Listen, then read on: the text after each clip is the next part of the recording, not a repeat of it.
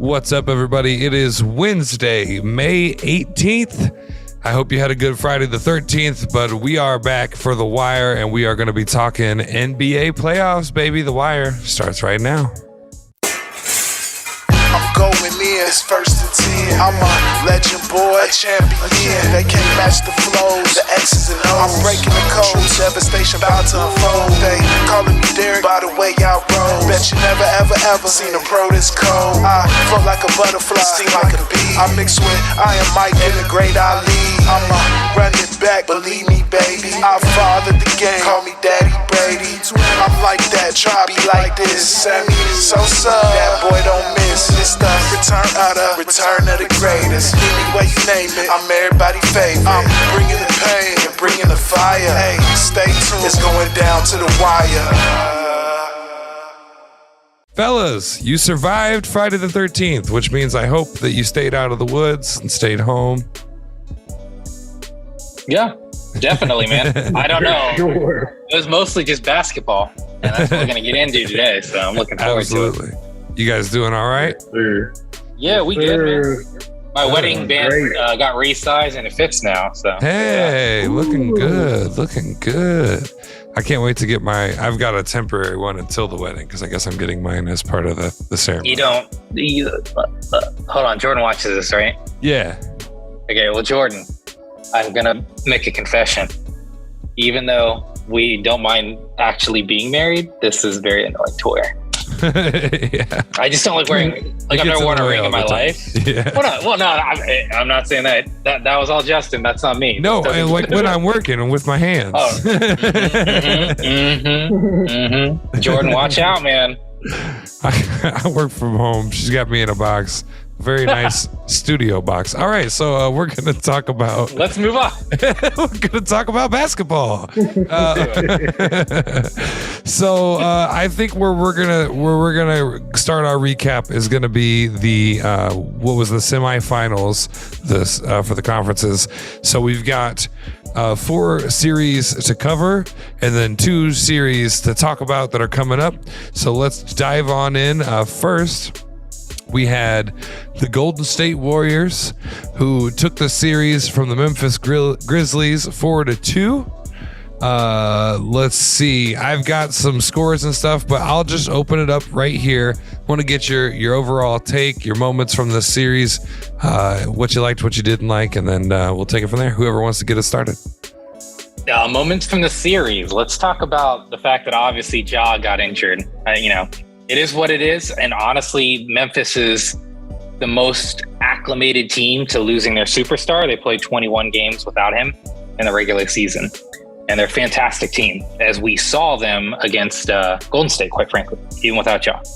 So it was a little disappointing. You always want to see full strength at full strength, and what we're going to be that's going to be the theme of a lot of these series we're going to talk about. But hats off to Golden State at the end of the day. This Memphis team is very young. And the game 1 and game 2, they let slip by. So, how do I want to say this? Memphis did the best they could do, all things considering. Golden State looked like a juggernaut, as they have been. But, and their opponent, which we'll discuss later, I don't think has a chance compared to... I think this was the tougher matchup for them than what they're going to be facing. But who knows? Because I disrespected them earlier, and they made me look silly. And we're going to be talking about that too. But Golden State's looking great. Jordan Poole... fantastic player. If Andrew Wiggins scores 17 points, they have yet to lose a game. So that's the Wiggins stat. If he gets 17, they're undefeated. That's really the secret sauce there. If I'm Memphis, so I'm very excited. They brought a very physical game to Golden State, and that definitely kind of shook them. But I'll say this much, man: when you get 70 rebounds, they close out that game 6. That was well deserved by Golden State. They desperately needed that, quite frankly. But it was a great series. I think all these playoff series were better than a lot of us thought. Because I'm sure Sahe will talk about it, because he thought this was going to be a sweep, realistically. Because when you look at them, Golden State's fantastic. Yeah, I loved it. Sahe, how about you, man? Yeah, it was a good series. Like you said, I didn't expect Memphis to really put up a challenge at all. I feel like Golden State is the best team in the playoffs right now. But Memphis showed heart, even without their best guy out there. That game where Game 5 where they completely destroyed the Warriors. I'm watching the whole time like, yo, this is fluke. But it's great for their morale. They actually think they got a chance.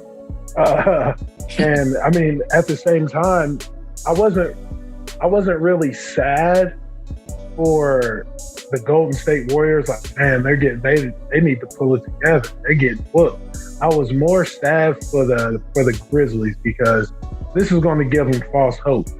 You know what I'm saying? That blowout win is going to raise their spirits, and they're going to go into Game 6 thinking, hey, if we do what we did last game, we could take this to a Game 7 and really challenge and go to the Western Conference Finals. And it's like, wrong. The Warriors damn near let them get that win. It felt like, they was like, you know what? We don't want to win here in Memphis. We want to celebrate back home. So that's what they did. They was like, they checked out Game 5. They're like, we know we got this. We got our boy A. Wiggins back here playing out of his mind. You know what I'm saying? That's why they didn't need Kevin Durant no more. They got an A. Wiggins. So, I mean, yeah, Steph Curry, Klay Thompson, and you could move aside Draymond Green. Wiggins has fortified his spot in that big three. So it's going to be interesting to watch from here on out. But the Grizzlies, they're going to be a team to watch.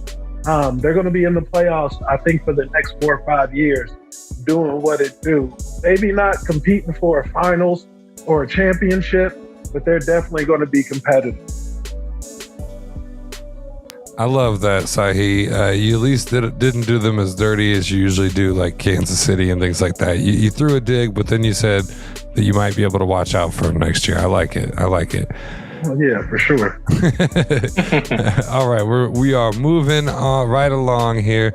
Okay, so the other game that we had in the Western Conference was the Phoenix Suns versus the Dallas Mavericks, and I got a feeling this is the one to take us to the break. We got the Phoenix Suns. They just lost it 3-4 to the Dallas Mavericks. After leading 2-0. We had much discussion about these guys previously on the wire, so I'll let you guys take it on away. Well, I'll let Sahe start because he was the one to educate me about that Dallas has some guys on the bench. Let me make it nice and blue in here for Sahi's take. Go ahead. I mean, there really isn't much more for me to say. You know what I'm saying? I done said it all about this Dallas Mavericks team. They got Luka Doncic out there playing out of his mind. People compare this guy to LeBron James himself. He may not get the social media attention lightweight like LeBron did, but Luka Doncic is a superstar, and he showed it in that series. They put the clamps down on the Suns. They pressed them. They got up in their face. They figured out, like, hey, these guys really aren't the big bad wolf of the Western Conference. We could beat these guys, and that's exactly what they did. Luka Doncic out there in that Game 7, he was pulling up from the half-court line shooting threes. I think he had like 24, 25 points in the first half. He was doing what he wanted to do out there. And obviously, right, the Suns, they need to figure it out. I don't think Chris Paul is the answer for them long term. They've got a young nucleus of guys, and they need to really push him out and get some young talent in there. Imagine the Suns with a guy like Trae Young and Devin Booker. That could be the Splash Brothers 2.0. So they need to find that kind of sauce, get a coach in there that can really expand them. I feel like, who's the coach down there? What's his name? I want to say Dan Antoni, but that's not it. I forget the coach's name. But he has them at their ceiling of where he can get them. He needs to pass the reins to somebody else and have them take them to the championship level, like a Steve Kerr like coach, some guy that's going to let them swag out. Because the Suns, they could be so much better than they are. But the Mavericks, they did in the playoffs what people didn't think they were going to do. Advance to the Western Conference Finals. There are questions about them going into the playoffs. And they did great. Beating the Suns like that, they just made the road for the Warriors just that much easier. They said, Steph, Clay, you guys have been injured the past few seasons. We're going to pave this road. You need the Suns out of here. We got you. So, I mean, they did what they had to do. So it's going to be a nice series coming up. I'm sure we'll talk about it. But, man, they were up 50 at halftime against the Suns. Good Lord. Like, how does that happen, Richie? How do you score 27 points in 2 quarters? I've never seen that in my life. I've never seen it. They had guys score, I think it was 10, 11, and 12. Their top scorers for the game. Oh, my God. Yep, they're 3 superstars combined for 11 points in the first half. I think 3 of us could pull that off. No. Not against those athletes now. Maybe at the YMCA I could. Come on, I got you guys' back. I'll just stand down by the hoop and keep my hands up. Sure. Yeah, I could definitely get 10 points right now. I gotta say one thing. Coach of the Year, Monty Williams, get out of here, Sahe says. Who needs you? Here's what I'll say about this. I'm gonna go with what Sahe said about Luka. I mean, let's talk about Luka, because to me that's the story here. He's already touched up on Phoenix. You know, Devin Booker's not that guy. He's sitting there saying he should have gotten more MVP respect. For what?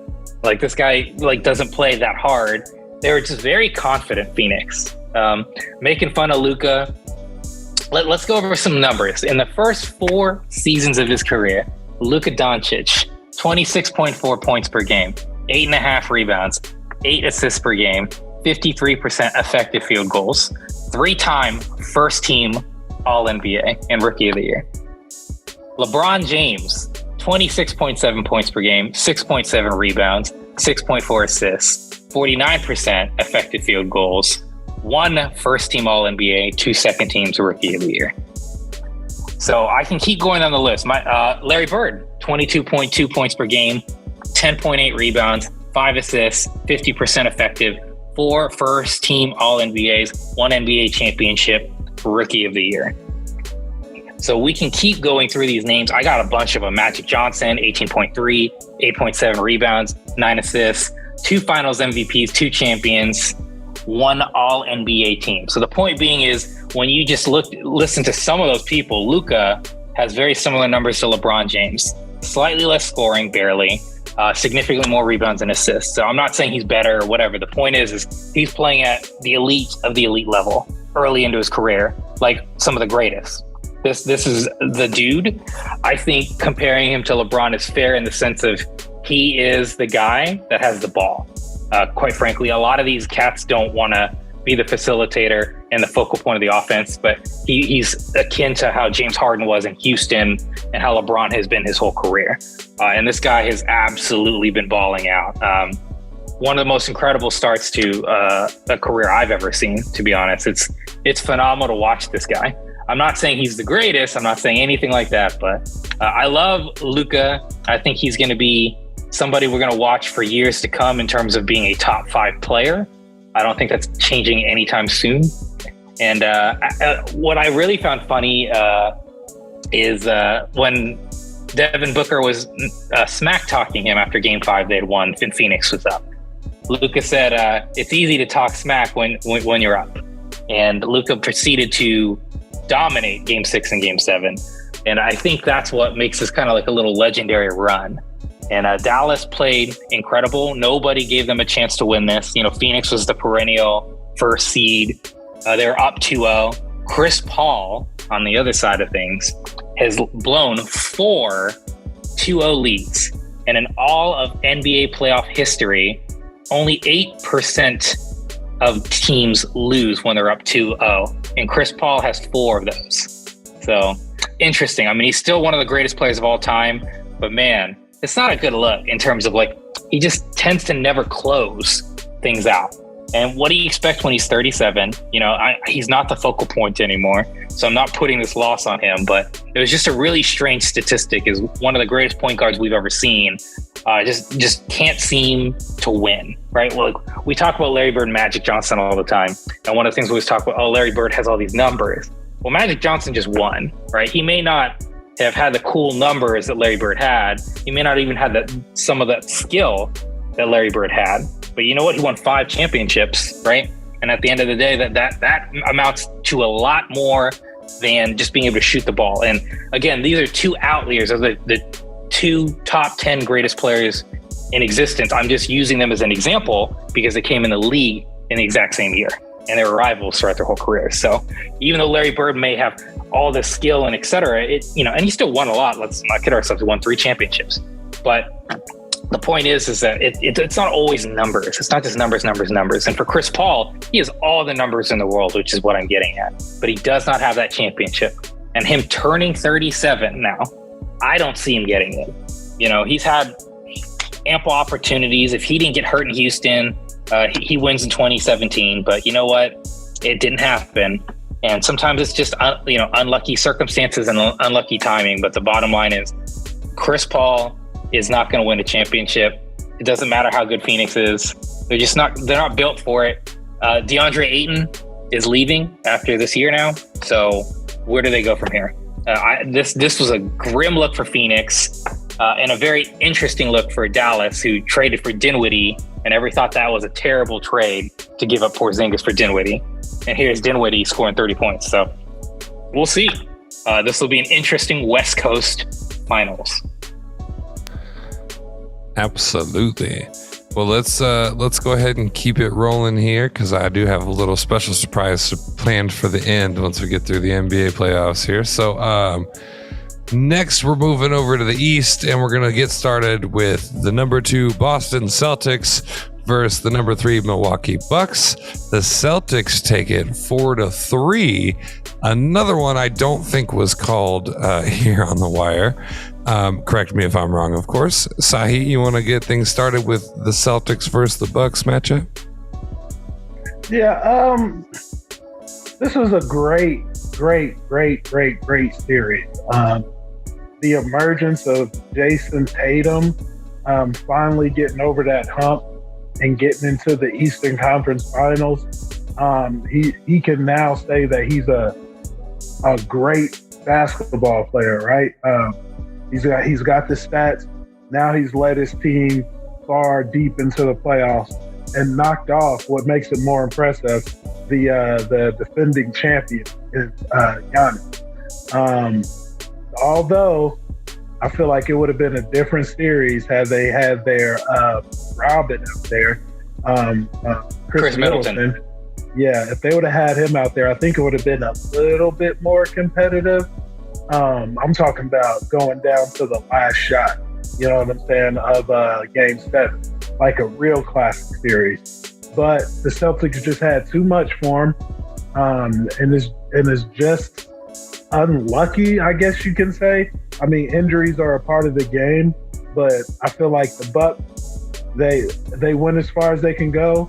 It's no fault of them. It's not like we can sit here and call them trash or like, man, they should have did this, they should have did that. They just got beat by the better team. And unfortunately to say, the Celtics took it and they looked great doing it. Although I hate to say it, I feel like they're the team to beat now in the East. They've got guys everywhere. They've grown together, and it looks like it's their time to take it. But this series against the Heat is going to be phenomenal. But going back to this series, Jason Tatum, he just took over. What he wanted to do was what he did. So it's going to be interesting to see. This was a classic series. So hopefully next year we get a rematch in the playoffs, right? I want to see this again. Both teams at full strength. And Richie? Yeah. I think this will, I had picked Milwaukee to win easily in 6 games. This was also assuming Chris Middleton was going to play at some point in the series. That did not happen.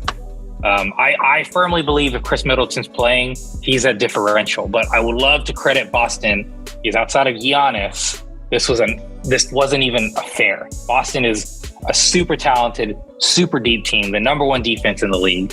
And this was the biggest margin of victory in terms of total points collectively in the 4 wins the Celtics had in the last 7 years in the Eastern Conference. So this was dominating, to Sahi's point. When Giannis was getting these wins, he was scoring 40. He scored 40 points on the number 1 defense 4 times, right? So Giannis was trying his damnedest, and to me, still shows why he's the best player in the league. But this was just an outclassed, better team. At least sans Chris Middleton, Boston was the better team. They deserved to win. Giannis, being the best player on the planet right now, got them to 7 games. But Game 7 showed you the actual difference in caliber of team. Giannis went 24 points, 20 rebounds. So he didn't have the points, and that was the difference. If he's not scoring 40 without Chris Middleton, they're not competing. And so that's what happened, is they locked him down. He didn't get to score as much. Boston's super deep. We'll talk about it later. But, man, great performances all around. I love Jason Tatum. He's like mini Black Mamba, like what I was talking about earlier. I love that guy. He's got killer instinct. And even though, that the Bucks were my pick, you got to give credit where credit's due on Boston. And they absolutely look fierce. I agree with Sahe. When you look at them, they look like the most complete team. They don't really have too many weaknesses. They can do everything. They can shoot the 3. They have the defensive player of the year. The number 1 defense as a team. They can shoot the 3. They have a superstar in Jason Tatum. They got all kinds of talent. They're 10 deep. I think the closest team in terms of depth is probably Golden State on the other side of things for the Western. So to me, that would be the most interesting matchup in terms of teams. But we'll get to that later. And kudos to Boston. For Milwaukee, what can you say? You have the best player on the planet. He tried his damnedest. Without your Robin, what are you going to do? You can't, you got the best you were going to get out of this. You got a 7-game series against a clearly better team without Chris Middleton anyways. You weren't going to win without him. And Giannis tried everything he could to win without him anyway. So. Absolutely. And we will try to squeeze it in, but if we get cut off for time, we'll get the rest of it at the end. Actually, no, let's make sure we give them their due. When we come back, we are going to talk about the Heat versus the Sixers. And then we're going to move into pregame conversations for both the Mavericks versus Warriors and the Heat versus the Celtics. And then I've got a little special surprise if there's time at the end. Hey, go hit the like and subscribe while we're at commercial. Otherwise, we'll be right back. You're watching and listening to the Wire Sports Podcast. Let's move it along. What's been going on this week, man? What's going on? That USFL, you catch that? Something crazy happened in that. Yeah, I saw it. My man there was a player for some team. He was cut for choosing trying to get a slice of pizza over eating a team-issued chicken salad. Now, was it the chicken salad with the grapes and the raisins in it? Because if it was, I don't blame him, because that shit's nasty. Exactly. Like, who the fuck put raisins and grapes in chicken salad? Nasty. But yeah, if it was that kind, I don't blame him. But, I mean, it's not like he told the dude disrespectfully that he wasn't going to eat it. He just said, like, nah, I don't want this. Is there any way I can have a piece of pizza that somebody had already brought? So, I mean, I don't see how that's disrespectful. I just think he was just going with what he wanted to do. I mean, it's pizza, man. I'm sure there are far worse things that people have done to get cut off the team. Even if it was pineapple pizza, which people should be put in jail for. I hate pineapple pizza. It's nasty. Exactly, man. Pineapple on who wants cold stuff on hot stuff? It ain't even the sweet and the it ain't even the sweet and the whatever flavor of the pizza. It's the hot and the cold. Like, that's confusing. Right. No, thank you. Yeah, pineapple is definitely best served cold. You know what I'm saying? Yeah, exactly. Pineapple because it's wet. Who want a soggy pizza? I mean, I get you got the pineapple juice mixing in with the marinara. Like, who wants that? Free Mess on Fridays debuts May the 20th here on H2G Radio.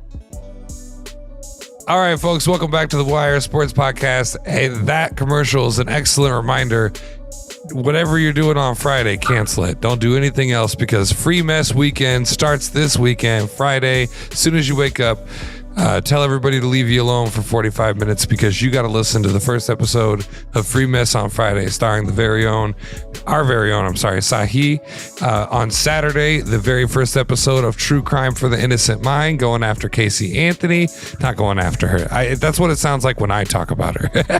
But there's the discussion on Casey Anthony, and new episodes of Andrew and Justin's Acting Breakdown on Sunday. So big weekend for H2G Radio. It all starts on Friday with Free Mess on Fridays. Let's get back to sports. So we got one more semifinals to talk about here, and that is the Heat versus the Celtics. No, that's coming up. Roll it back. I should have looked at the 0-0 and known something. So we're talking about the Heat, but we're talking about how they beat the 76ers 4-2. Who wants to get us started? No, I'll go. Sorry. You're good. All right, so let's see here. This was another one where I was hoping for the opposite outcome. I wanted Sixers Bucks. Ugh, this is painful. This is painful. We go through another year of Joel Embiid throwing another teammate under the bus. And it's starting to become hard to like this guy. I love this guy. Years ago, I said he was going to be the most dominant center since Shaquille O'Neal. Not that he'd be Shaquille O'Neal, but the most dominant since. And he is. He's fantastic. You know, people can argue he's the MVP. A lot of people were disappointed he didn't get it over Jokic. But you know, this is the difference, man. He got injured and he came and he fought hard. But once he does the best he can do, the next thing he does is go, this guy needs to do better. My coach needs to do better. And you know, Doc Rivers is the biggest joke I've ever seen in my life. I don't know how every time he gets fired, he gets hired the next day. I don't understand it. He had the most talented team, the Clippers. He had the Clippers that were so talented. So talented. And he couldn't do anything with them. Injuries aside, it doesn't matter. He couldn't do anything with that team. Look what Ty Lue's doing with them. He immediately gets to go to Philadelphia. First year, they choke. Ben Simmons looked pathetic. He says the silliest thing he can say, which is basically like, I don't know if we can win with Ben Simmons. He basically says that, essentially. Well, Ben Simmons says, I don't want to play now. And they have to trade him. And they pick up James Harden. James Harden comes in. And James Harden is not James Harden from Houston. So he only puts up 16, 8-8 instead of, 26, 9-9. So you're getting less points. You're getting less efficiency. And don't get me wrong, in Game 7, James Harden did what James Harden always does in Game 7s. He didn't show up. He took 2 shots in the second half. And he blamed the coach, and the coach blamed everybody, as he always does. Doc Rivers, I just don't get it. I really don't understand the appeal of Doc Rivers. I get it. He won a championship in Boston.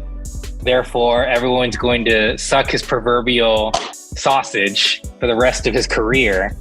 But this guy is terrible. We were talking about Chris Paul, right? About blowing 2-0 leads. Well, guess what?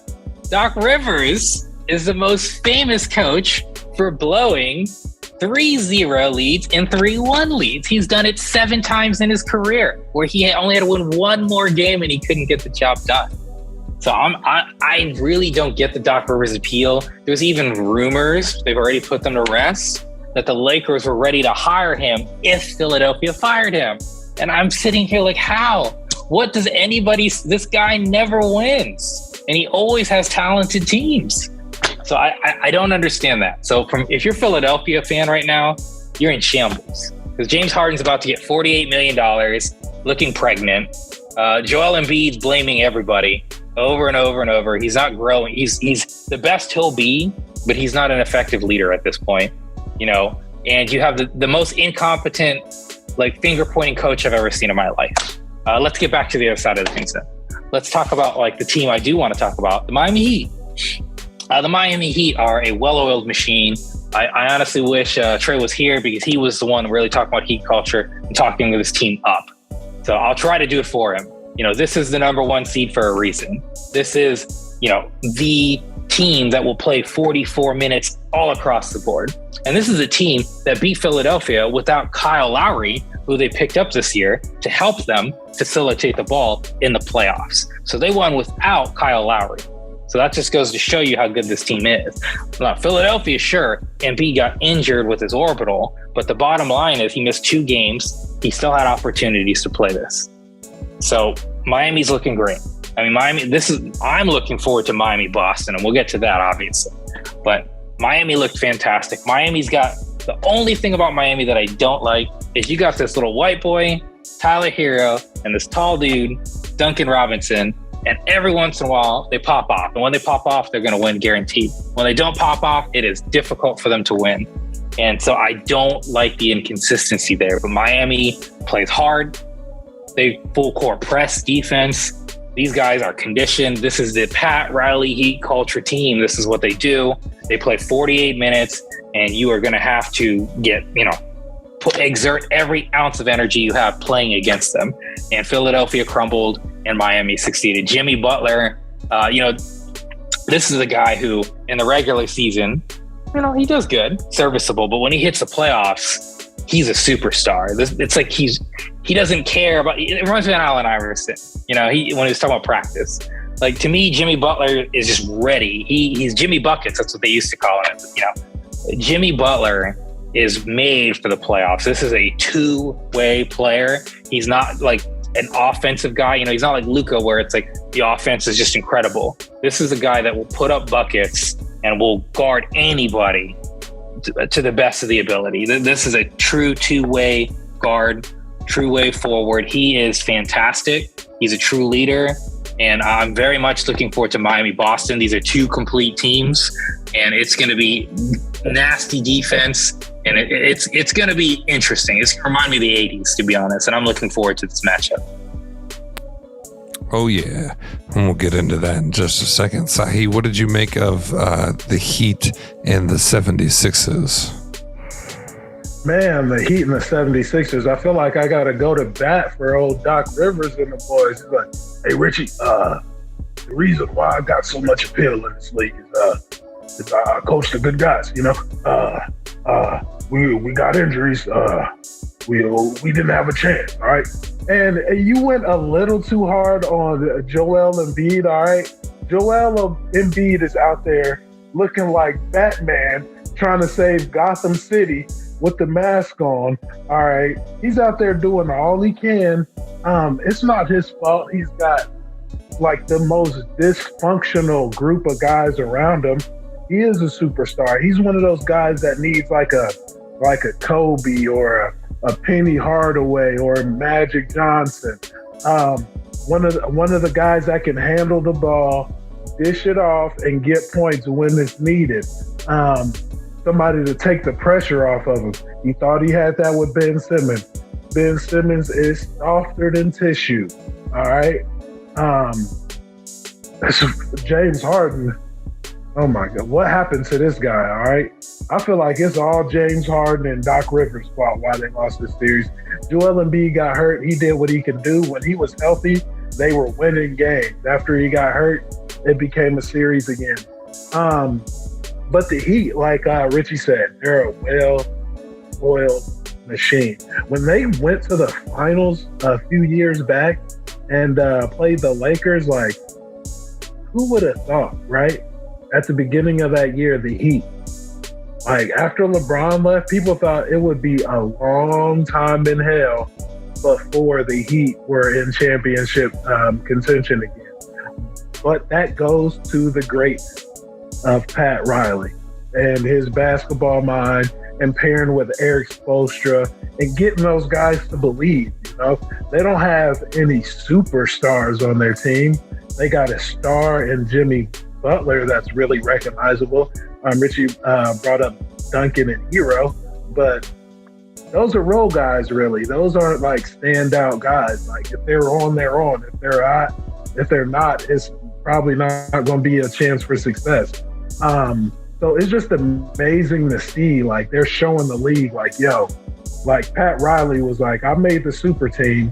I brought that in. Now let me show the league that you really don't need a super team. You just need a group of guys that's going to go out there and play for each other. And they've done this year after year and had success, and they're only getting better. And I feel like they've taken advantage of a kind of weaker Eastern Conference, even though they say it's like the Eastern Conference is a beast now. But you got teams like the Celtics and Bucks taking each other out. The Heat just happen to get matched up with a reeling 76ers team who nobody really believed in. So they're up for it in their next matchup with the Celtics. But they prove like you really can't count this. This is a team that like you can't count out. So it could go either way. Like it's going to be a real legacy series. It's going to be one that the NBA talks about for a long time. This series might get a 30 for 30 depending on how things shake out. You know, you got the Boston, the wicked good Celtics, you know, they're out there, they're doing their thing, you know what I'm saying? They got all the history. And then you got a legend of the game, Pat Riley, coming, bringing that heat and that fire out the South. So it's gonna be interesting to watch. The dynamics going into it is phenomenal because they're kind of the same kind of teams, right? They don't have any real superstars. They're team oriented. They get after you. They're smart. One of them has a guy named Smart on there. So, and you got a smart guy and you got a hero. So when that clashes, let's see what happens. Richie, what do you make of the Heat Celtics matchup? I think Sahe beautifully transitioned that. Props to you. He did.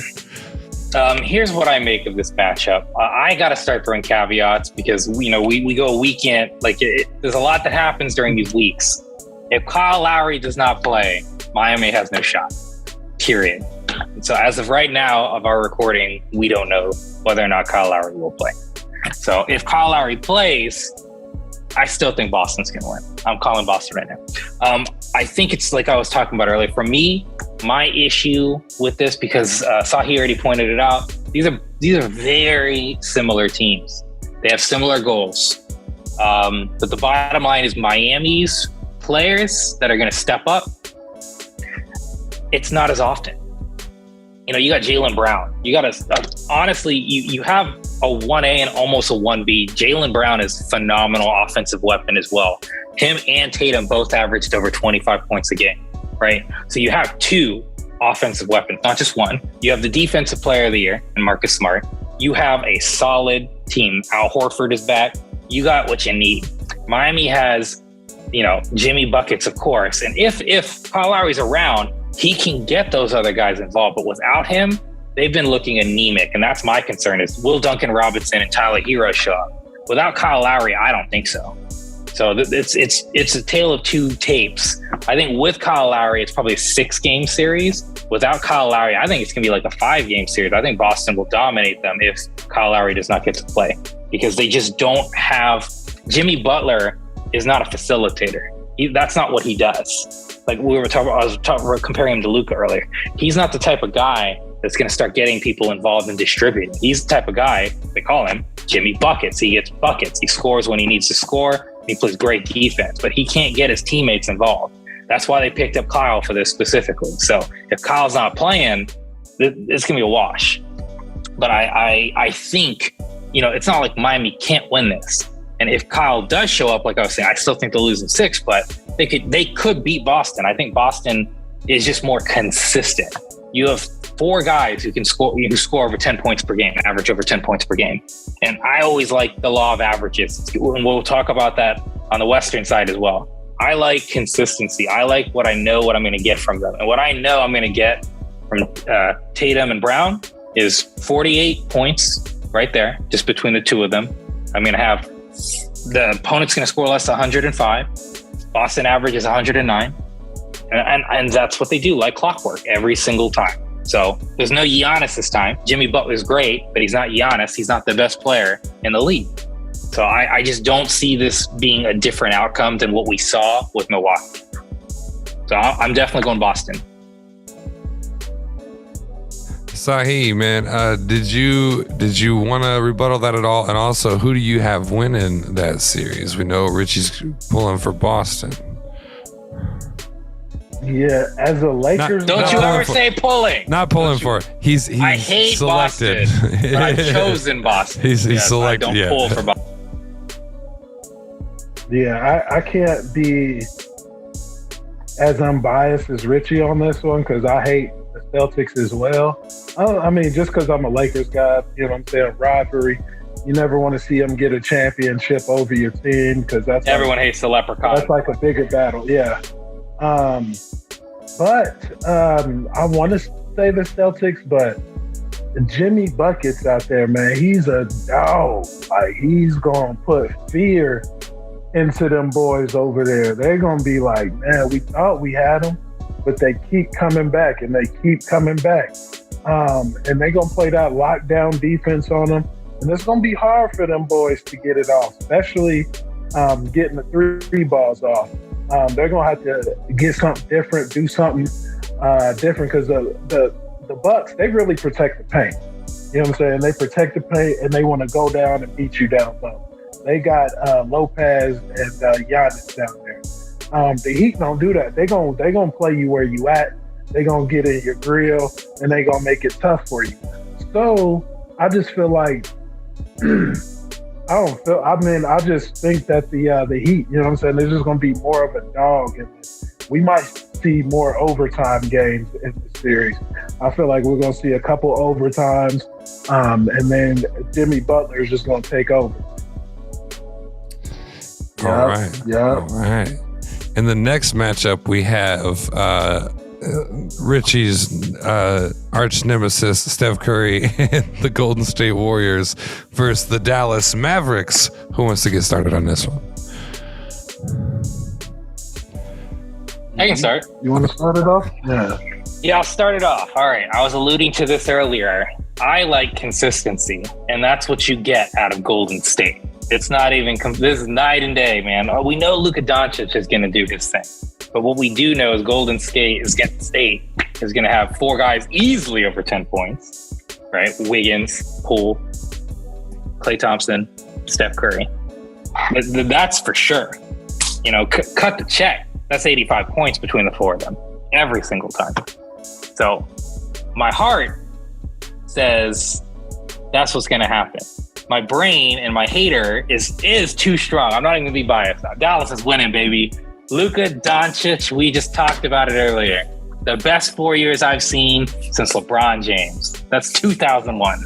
That's a long time ago, man. Actually, 2004. Sorry, 2003. 2003, 2004 season. That's how long it's been since there's been a guy like Luka Doncic. DeAndre Ayton got drafted over this kid. I don't know what Phoenix was thinking. Side note. Yeah, no. Dallas is the real deal. I am done ever questioning Dallas and them. They got a bench. They got some guys on that bench, man. That's all you know, it's not, he said it. It took me 2 series to see the light. And now I completely concur. They got guys on the bench and they got Luka Doncic. And even though they're going to lose, I refuse to ever pick the Warriors. So the Dallas Mavericks, like I hate the Warriors more than I hate Boston, and I hate Boston. I've hated Boston longer than I hated the Warriors. But the fans here are worse than the Boston fans. I didn't think it was possible. The most annoying fans I'd ever seen in my life were Steelers fans and Cowboys fans. Oh, wow. Until I saw Golden State Warrior fans. And now I've learned there's a level of bandwagon I didn't know existed until I moved out here. And so now that I've seen this wagon, I can never support it. I don't want to have to high five a guy that doesn't even know who's playing in the game other than Steph Curry. It's disgusting. That's the only reason I hate this team. They're actually a very talented squad and they play really fun basketball to watch, but I just can't because I know who's rooting for them, you know? I don't know how to describe this, but the bottom line is Dallas will find a way to win with those guys on that bench. I believe Dallas in 7. Oh, there you got it. Sahe, what do you think, man? I know you've had Dallas's back thus far in the playoffs. Yeah, it's unfortunate, because I've been a big Dallas fan this whole time. And I'm just about to, I'm about to drop them, drop them like a hot plate, that I grabbed too quick. Because that's what I did. I grabbed onto the Mavericks too quick. I didn't expect them to be that hot. I didn't really expect them to get this far. I knew they had dudes on there, but the Suns completely fell apart, But in this series, they're facing up against the juggernaut in the NBA, right? The Splash Brothers, Draymond Green out there, and now introducing Andrew Wiggins, right? You know what I'm saying? The second coming of KD. I don't think they could be stopped. I honestly think this series might be a sweep. Not because, the Mavericks are that bad, but the Warriors are that good. And they got a guy over there that from tip-off is going to be playing it, sitting up, feet up, relaxed, sipping lemonade, getting fed grapes by some like Hawaiian belly dancing girl inside of Luka Doncic's mind. Draymond Green is going to be all up inside Luka Doncic's head. And that's going to throw him off because Luka Doncic is great. He's a superstar. He's a bit of a front runner, as Skip Bayless would say. When things are going good, things are going to be going great. But this series, things aren't going to be going as great. They might, to say that, man, they've been playing out of their mind, right? I think beating a team like the Suns in the playoffs the way they did, especially that 50-point win, is going to give them some overwhelming confidence going into this series. This is our time. That's what Luka Doncic is thinking in his head. As a competitor, that's what you expect him to think in his head, right? Especially after a performance like that. But they're going to come out. It might even be a close game 1. But it's going to be one of those game 1 heartbreakers that sends them reeling. And they're going to go back to the drawing board we couldn't stop Clay. Steph, we thought we had a plan, but we don't. This is what they're going to be thinking to themselves after game 1. And they're going to be too busy thinking and reacting instead of going out there and playing. And all the while they're thinking Draymond Green is going to be right there in the face of Luka Doncic. But Draymond Green might get thrown out of game. If that happens, the Mavericks might get one. But there's just too much firepower for the Warriors. I just don't see them losing a game. I think they want to get into the finals clean. They let the Grizzlies hang around. They felt bad. They took out their boy, John Morant. So, we took you guys. We're going to get you guys an extra paycheck. We'll let you win this game. And y'all come on back to our house and we gonna tap dance right on y'all ass. And that's what they're going to do from game 1 to the Mavericks. So the Warriors 4-0 sweep heading into they're going to be watching the rest of the Bucks and Heat series. You know what I'm saying? From the couch, waiting for some more. Man, I had it nice and blue in here because I thought you were sticking with the Mavericks run, and now it's all sunny. Thank God I wear glasses. No, I'm just kidding. No, you should have known. This fella loves Golden State too. He certainly does. I've been saying it the whole time. He has been. He has been saying it the whole time, which is why I refuse to believe it. It will not happen. It won't. Draymond Green is a bum. I'll keep saying it. You're a bum, Rock. All right. Well, folks, we want to know what you think about the NBA playoffs and your predictions for the conference finals that are on their way. We will definitely be checking in with that. We ride the playoffs of the two big sports, so you guys will notice that. Trust me, you got a whole summer of us digging into the depths of sports to find stories, so we won't be all basketball after this. But summer's always fun. We always find some great GOAT conversations and things like that to have. But as far as the playoffs, let us know what you think. Guys, I've got a new special segment. No, this is not going to be a weekly thing, but Richie, you actually inspired it. It's gonna be let's see, what's a clever title for this? Click that clickbait. That's what we're doing. I've got a clickbait headline here to go over, and I've got a few others pulled up, but I think this one is a good one to end it on. So I don't know if you guys saw in the news, but I did as a clickbait headline that the Browns quarterback Deshaun Watson is not only treating he's meeting with the NFL this week, and then he's going to host all of his teammates in the Bahamas. His offensive teammates. His offense, just the offense? Just the offense. Wow, clickbait did me dirty. Wow. Okay, so just the offense. We got a couple of things to talk about. What do you guys make of this decision for Deshaun Watson to? I'll let Sahe go first on this one. Man, it's like it's not what this is not what I want to see. You thinking about the Bahamas? You don't have time to be going to the Bahamas. You think if Tom Brady was going to a new team, he's talking about, hey guys, let's go to Bahamas real quick. I'm gonna treat all y'all. He like, nah, I'm gonna treat all y'all to a visit to this film room. We need to win games this year. I mean, this ain't what I want to see from my leader. He's trying to distract the guys with trips to the Bahamas. You got rookies on there trying to make the team. This isn't an example you need to set. Maybe if you win a few games, go to the playoffs, win a Super Bowl, then maybe you could talk about going to the Bahamas. But what are you doing, man? He's like, hey, the NFL about to suspend me, so I don't have to worry about being ready. Y'all want to go to the Bahamas with me? Come on. I wouldn't go with him. I'm trying to make the team. You know what I'm saying? I feel like come on, Deshaun. I know you in a new place. You trying to make friends. You trying to change the narrative. But this ain't the way to change the narrative. I remember Odell Beckham got killed for something like this. Going into the playoffs, taking the team down to South Beach, taking some pictures on a boat, having a nice relaxing time. It's not going to be, you don't just go to the Bahamas for one day. That's going to be a weekend thing. That's going to be a Thursday, Friday, Saturday, come back on Sunday. And you're not going to be able to do anything on Monday because you're going to be tired. That's so much time wasted. You know what I'm saying? You could be in the film room, in the weight room.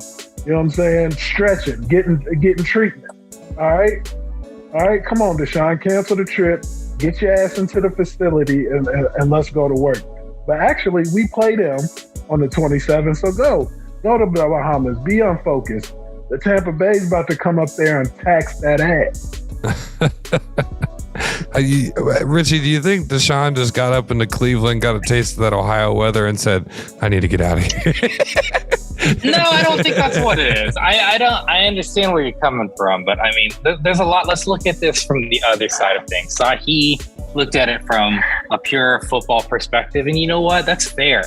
So we'll go, but I want to go back for a second. Let's just look at it from the other side of things. What are the Bahamas known for?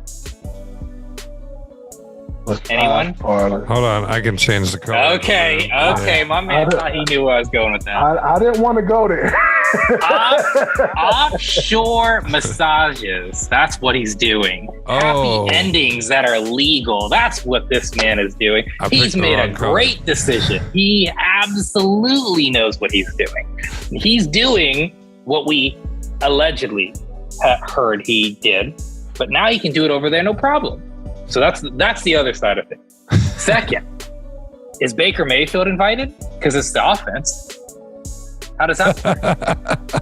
I'm curious. Does Baker get to go? Because it is. The headline is that he invited the offense. Baker Mayfield is part of the offense. So we'll see. I'm curious about that. The other question is the defense mad? If half the team gets to go to the Bahamas and get massages and whatnot, what about the defense? Do they get stuff? How does this work? So he had, the more analytical perspective, but I just, it's on brand for Deshaun Watson in many ways. It's a good PR move. It's a better, what he likes to do move. And he's just chilling. He's just winning. He won't be playing 6 games. He got $240 million guaranteed, and now he's going to the Bahamas. I don't hate this move just because it's what does this really matter? He allegedly he's acquired a field that the offense will practice on, so they are allegedly going there to practice. It's not but also team building and etc. And there's one thing I will give Deshaun credit for, as I've always done, is he's a top 5 caliber player, and he's a leader. Everything I've ever heard is he's a fantastic leader. So if he feels this is going to be something that will bring this offense together, why not? I'd love to go to the Bahamas. Deshaun, hit me up. I'll totally do it, man. If Baker's not invited, why can't I go? That's all I'm saying. Right? I'd like to give quarterback Deshaun Watson some friendly advice. You should invite the offense and Myles Garrett. I would not want to make that man feel left out, upset, of any kind of anger. I hope he's drinking his I'll say tea. He probably isn't going to say the word that ticked him off that Mason Rudolph said. And if he does say it, he'll say it in an endearing and loving way that Mason Rudolph can't say it. I'm just saying, I've watched Myles Garrett take men's heads off legally, and the force of him as a defensive player. I don't want to get tackled, punched, pushed. I don't want the man angry. Let's see. I don't think we have time to go into it anymore.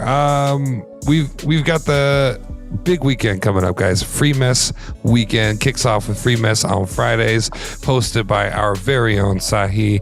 You just gotta check it out. I'm sorry if you had a whole day of obligations, if you're supposed to take the family on vacation, you just gotta cancel it until at least you can listen to this episode.